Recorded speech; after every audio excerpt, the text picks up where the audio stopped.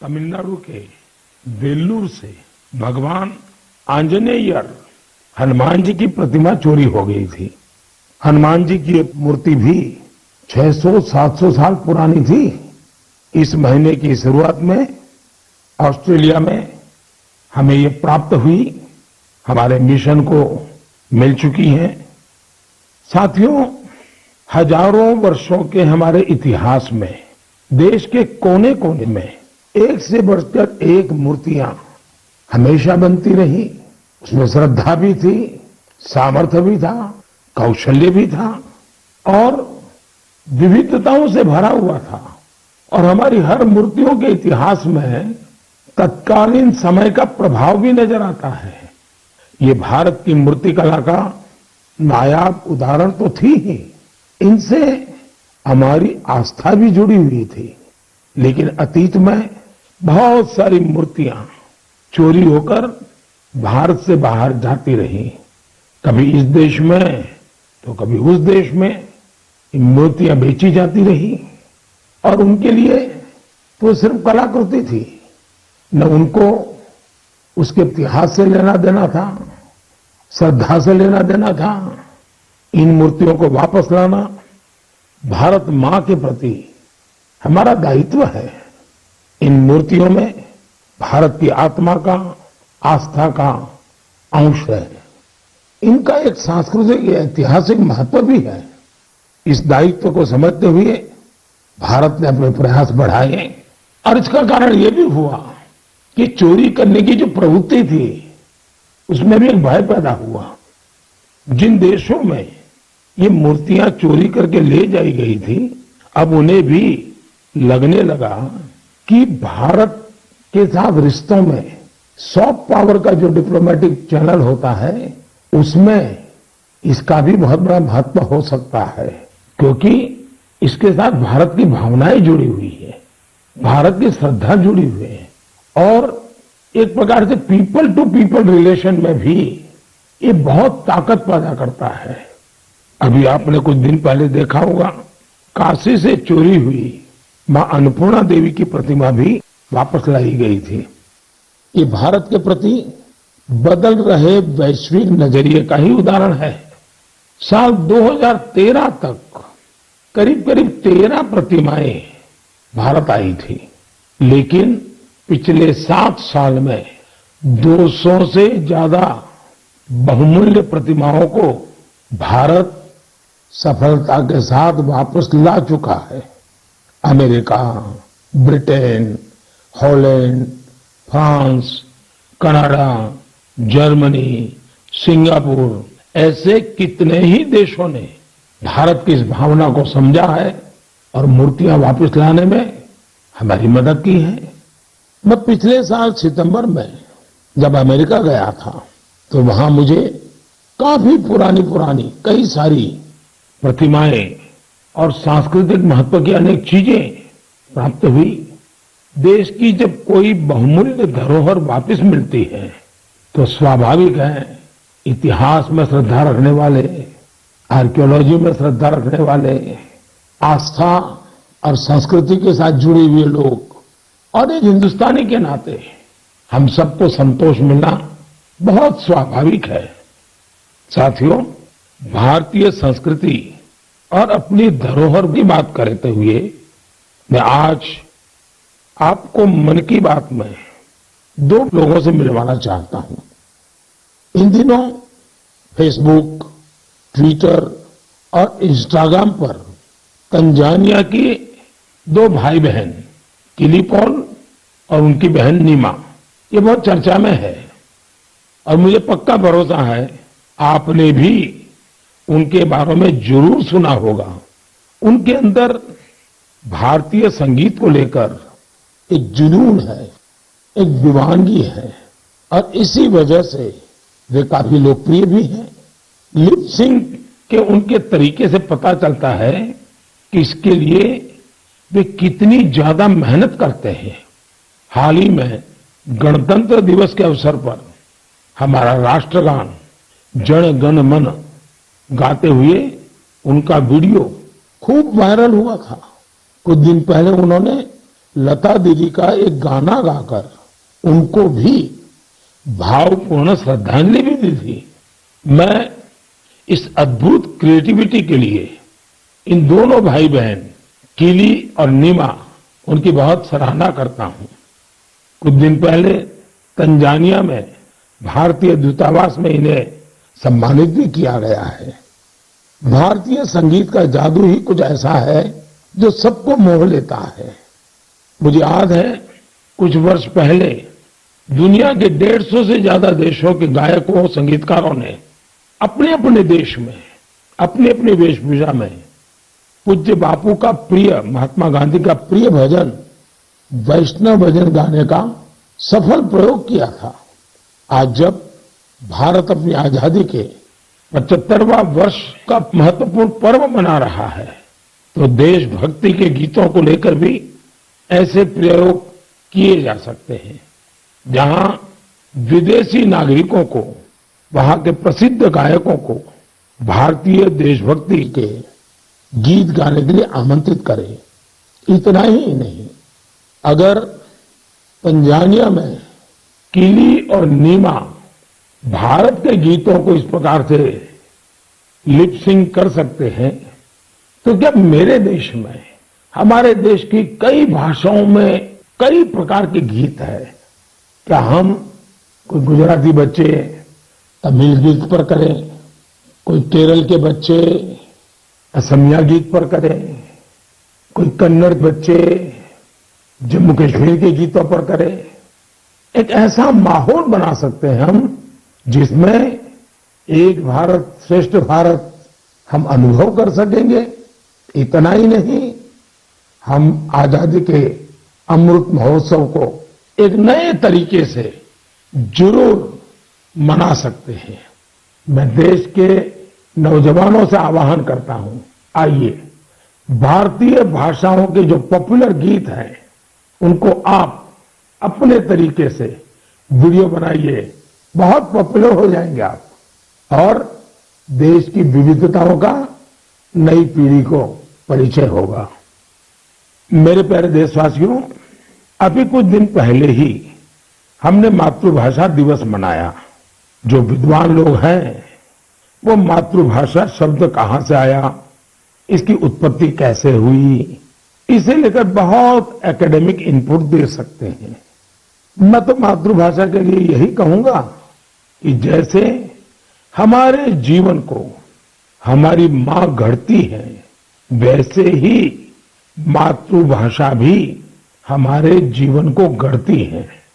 मां और मातृभाषा दोनों मिलकर जीवन की फाउंडेशन को मजबूत बनाते हैं, चिरंजीव बनाते हैं। जैसे हम अपनी मां को नहीं छोड़ सकते, वैसे ही अपनी मातृभाषा को भी नहीं छोड़ सकते। मुझे बरसों पहले की एक बात याद है, जब मुझे अमेरिका जाना हुआ तो अलग अलग परिवारों में जाने का मौका मिलता था कि एक बार मेरा एक तेलुगु परिवार में जाना हुआ और मुझे एक बहुत खुशी का दृश्य वहां देखने को मिला। उन्होंने मुझे बताया कि हम लोगों ने परिवार में नियम बनाया है कि कितना ही काम क्यों न हो, लेकिन अगर हम शहर के बाहर नहीं है तो परिवार के सभी सदस्य डिनर टेबल पर बैठ के साथ में लेंगे। और दूसरा, डिनर के टेबल पे कंपलसरी हर कोई तेलुगु भाषा में ही बोलेगा। जो बच्चे वहां पैदा हुए थे उनके लिए भी ये नियम था। अपनी मातृभाषा के प्रति ये प्रेम देखकर इस परिवार से मैं बहुत प्रभावित हुआ था।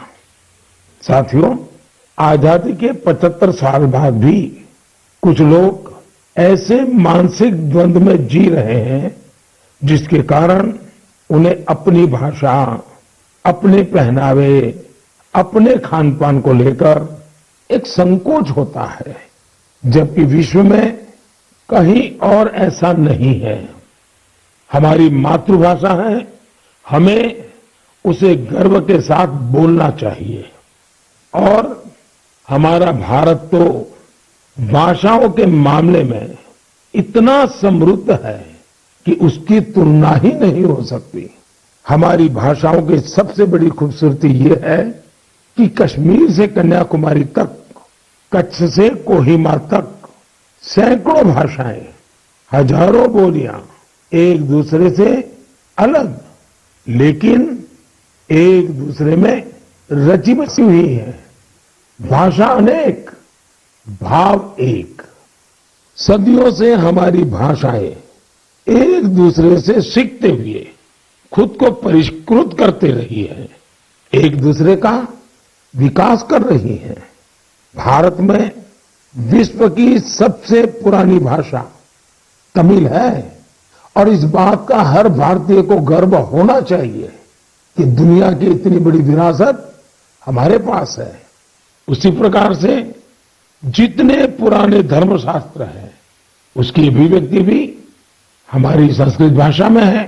भारत के लोग करीब 121, यानी हमें गर्व होगा, 121 प्रकार की मातृभाषाओं से जुड़े हुए हैं और इनमें 14 भाषाएं तो ऐसी हैं जो 1 करोड़ से भी ज्यादा लोग रोजमर्रा की जिंदगी में बोलते हैं। यानी जितनी कई यूरोपियन देशों की कुल जनसंख्या नहीं है, उससे ज्यादा लोग हमारे यहां अलग अलग 14 भाषाओं से जुड़े हुए हैं। साल 2019 में हिंदी दुनिया की सबसे ज्यादा बोली जाने वाली भाषाओं में तीसरे क्रमांक पर थी। इस बात का भी हर भारतीय को गर्व होना चाहिए। भाषा केवल अभिव्यक्ति का ही माध्यम नहीं है, बल्कि भाषा समाज की संस्कृति और विरासत को भी सहेजने का काम करती है। अपनी भाषा की विरासत को सहेजने का ऐसा ही काम सूरीनाम में सुरजन परोही जी कर रहे हैं।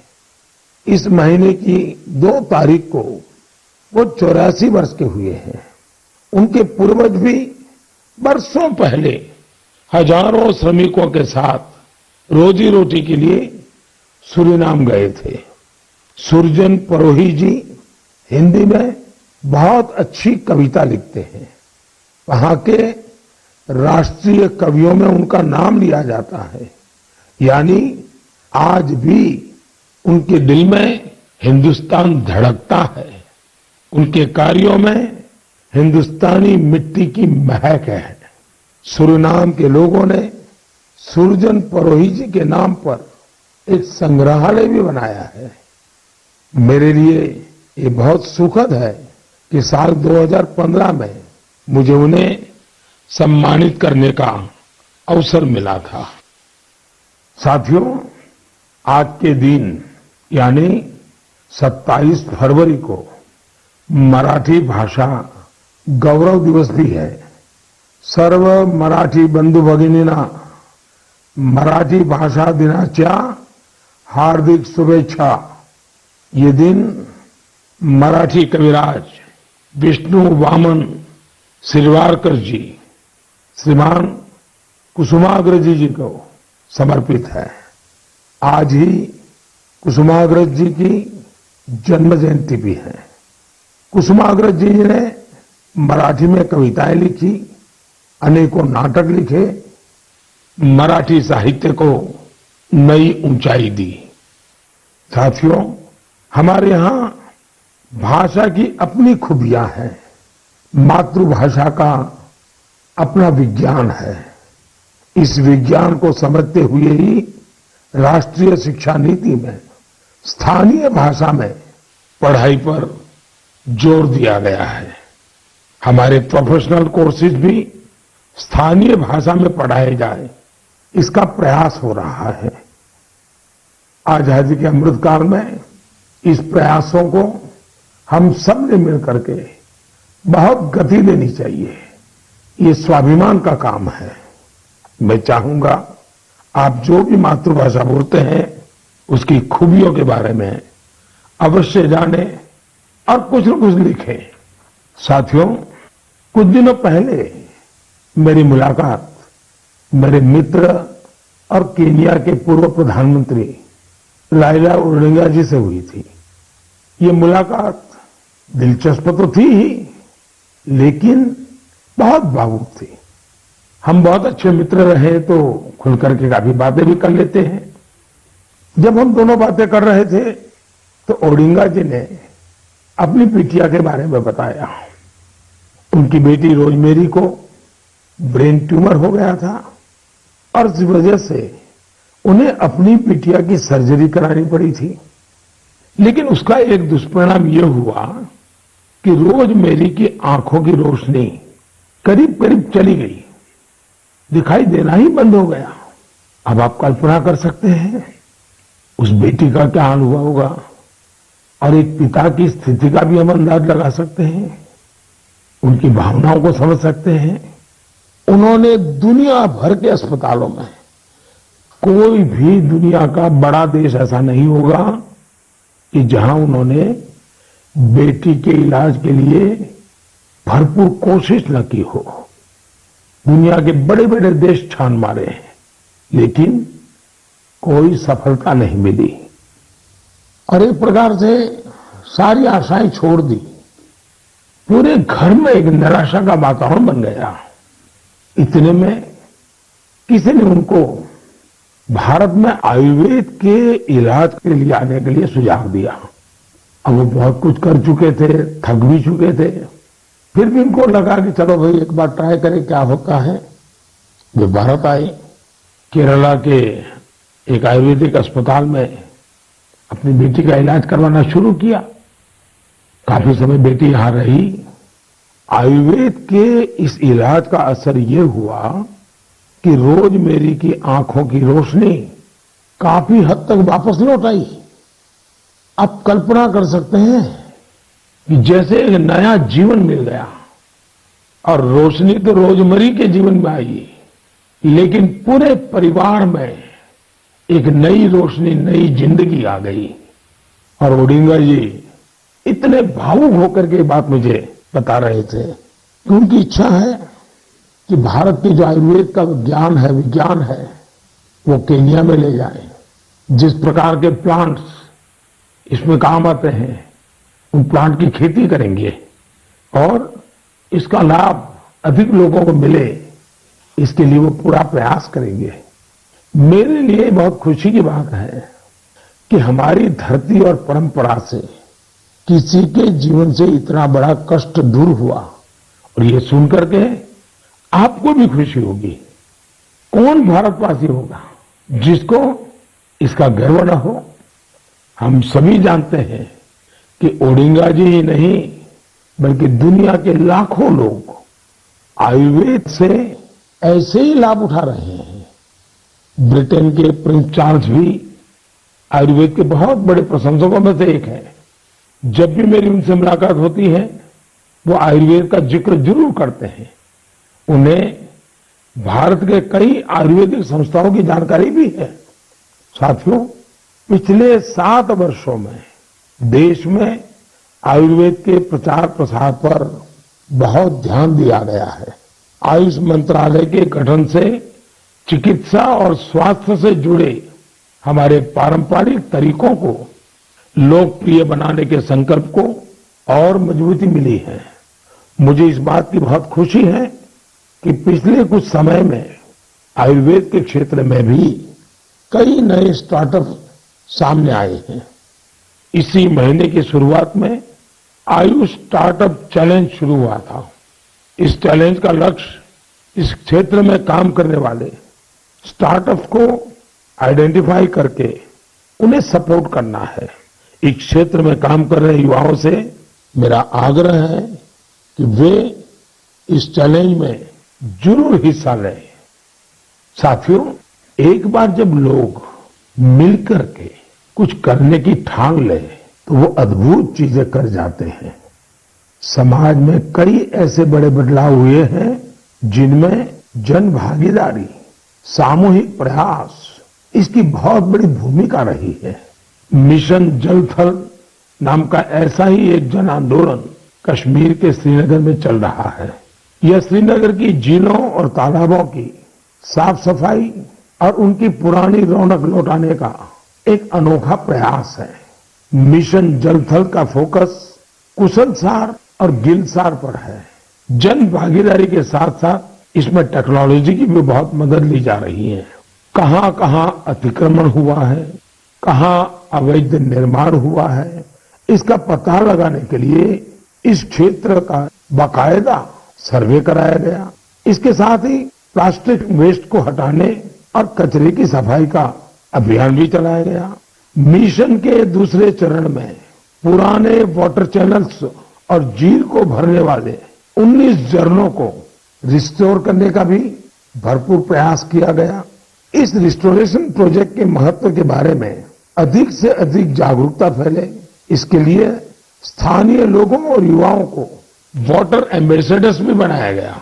अब यहाँ के स्थानीय लोग गिलसार लेक में प्रवासी पक्षियों और मछलियों की संख्या बढ़ती रहे, इसके लिए भी प्रयास कर रहे हैं और उसको देखकर खुश भी होते हैं। मैं इस शानदार प्रयास के लिए श्रीनगर के लोगों को बहुत बहुत बधाई देता हूं। साथियों, 8 साल पहले देश ने जो स्वच्छ भारत मिशन शुरू किया, समय के साथ उसका विस्तार भी बढ़ता गया, नए नए इनोवेशन भी जुड़ते गए।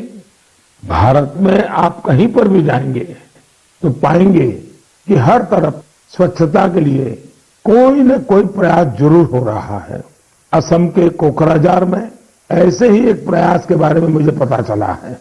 यहाँ मॉर्निंग वॉकर्स के एक समूह ने स्वच्छ और हरित कोकराझार मिशन के तहत बहुत प्रशंसनीय पहल की है। इन सब ने नए फ्लाईओवर क्षेत्र में 3 किलोमीटर लंबी सड़क की सफाई कर स्वच्छता का प्रेरक संदेश दिया। इसी प्रकार विशाखापट्टनम में स्वच्छ भारत अभियान के तहत पॉलीथीन के बजाय कपड़े के थैलों को बढ़ावा दिया जा रहा है। यहाँ के लोग पर्यावरण को स्वच्छ रखने के लिए सिंगल यूज प्लास्टिक उत्पादों के खिलाफ अभियान भी चला रहे हैं। इसके साथ ही साथ ये लोग घर पर ही कचरे को अलग करने के लिए जागरूकता भी फैला रहे हैं। मुंबई के सोमिया कॉलेज के स्टूडेंट्स ने स्वच्छता के अपने अभियान में सुंदरता को भी शामिल कर लिया है। इन्होंने कल्याण रेलवे स्टेशन की दीवारों को सुंदर पेंटिंग से सजाया है। राजस्थान के सवाई माधोपुर का भी प्रेरक उदाहरण मेरी जानकारी में आया है। यहाँ के युवाओं ने रणथंभौर में मिशन बीट प्लास्टिक नाम का अभियान चला रखा है, जिसमें रणथंभौर के जंगलों से प्लास्टिक और पॉलीथीन को हटाया गया है। सबका प्रयास की यही भावना देश में जन भागीदारी को मजबूत करती है और जब जन भागीदारी हो तो बड़े से बड़े लक्ष्य अवश्य पूरे होते हैं। मेरे प्यारे देशवासियों, आज से कुछ दिन बाद ही 8 मार्च को पूरी दुनिया में इंटरनेशनल वुमेन्स डे, अंतर्राष्ट्रीय महिला दिवस मनाया जाएगा। महिलाओं के साहस, कौशल और प्रतिभा से जुड़े कितने ही उदाहरण हम मन की बात में लगातार साझा करते रहे हैं। आज चाहे स्किल इंडिया हो, सेल्फ हेल्प ग्रुप हो या छोटे बड़े उद्योग हो, महिलाओं ने हर जगह मोर्चा संभाला हुआ है। आप किसी भी क्षेत्र में देखिए, महिलाएं पुराने मिथकों को तोड़ रही हैं। आज हमारे देश में पार्लियामेंट से लेकर पंचायत तक अलग अलग कार्य क्षेत्र में महिलाएं नई ऊंचाई प्राप्त कर रही हैं। सेना में भी बेटियां अब नई और बड़ी भूमिकाओं में जिम्मेदारी निभा रही हैं और देश की रक्षा कर रही हैं। पिछले महीने गणतंत्र दिवस पर हमने देखा कि आधुनिक फाइटर प्लेन्स को भी बेटियां उड़ा रही है। देश ने सैनिक स्कूलों में भी बेटियों के एडमिशन पर रोक हटाई और पूरे देश में बेटियां सैनिक स्कूलों में दाखिला ले रही हैं। इसी तरह अपने स्टार्टअप जगत को देखें। पिछले सालों में देश में हजारों नए स्टार्टअप शुरू हुए। इनमें से करीब आधे स्टार्टअप में महिलाएं निदेशक की भूमिका में है। पिछले कुछ समय में महिलाओं के लिए मातृत्व अवकाश बढ़ाने जैसे निर्णय लिए गए हैं।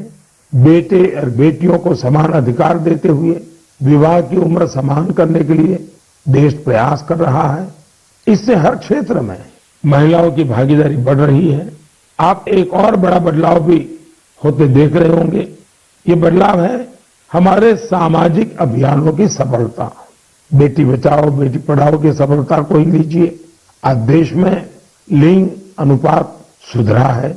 स्कूल जाने वाली बेटियों की संख्या में भी सुधार हुआ है। इसमें हमारी भी जिम्मेदारी है कि हमारी बेटियां बीच में स्कूल न छोड़ दें।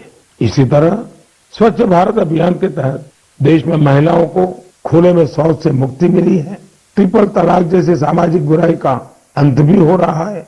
जब से ट्रिपल तलाक के खिलाफ कानून आया है, देश में 3 तलाक के मामलों में 80% की कमी आई है। ये इतने सारे बदलाव इतने कम समय में कैसे हो रहे हैं?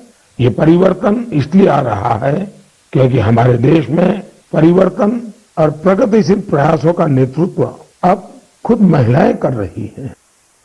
मेरे प्यारे देशवासियों, कल 28 फरवरी को नेशनल साइंस डे है। ये दिन रमन इफेक्ट की खोज के लिए भी जाना जाता है।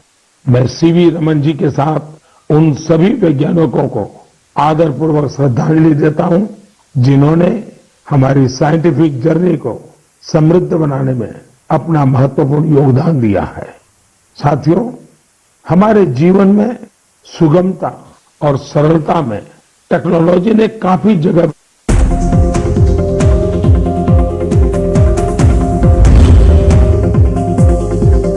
मध्य प्रदेश, छत्तीसगढ़ की हर खबर सीधे आपके मोबाइल फोन पर। अभी सब्सक्राइब करें हमारा चैनल और पाएं पल पल की खबर।